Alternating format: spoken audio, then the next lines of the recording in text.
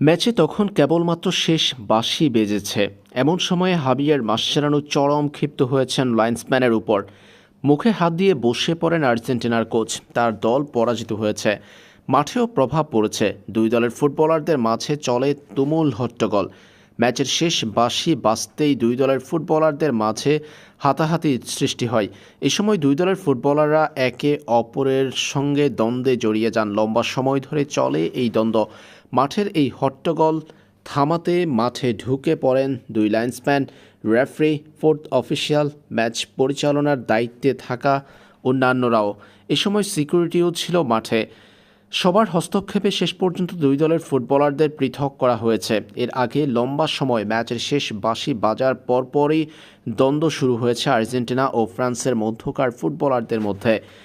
এই ম্যাচের আগে আর্জেন্টিনা ফ্রান্সের মধ্যে একটা দ্বন্দ্ব চলছিল, মূলত এনজো ফার্নান্দেজের বর্ণবাদমূলক গান গাওয়া নিয়ে। আর্জেন্টিনা ও ফ্রান্সের মধ্যে মাঠে এবং মাঠের বাহিরে এমন দ্বন্দ্ব 2022 সালের কাতার বিশ্বকাপ থেকেই দেখা গিয়েছিল।